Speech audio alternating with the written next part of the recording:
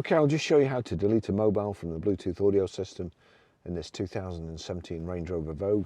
So from any screen, that's the home screen. So say for instance you're on sat nav, you click the house symbol, that's home, and you've got tap to connect phone. Now then, the settings buttons here, the two cogs, if we click settings, so I just click settings again, you've got home settings and all settings. Now that's when you're in home. However, if we just go back, we click on phone, then we click the settings, then you come up with phone settings. So click on phone settings, settings for all phones, Bluetooth settings, pair new device, paired devices. You can forget all devices there, knock them all out completely, or click on the list of paired devices like so.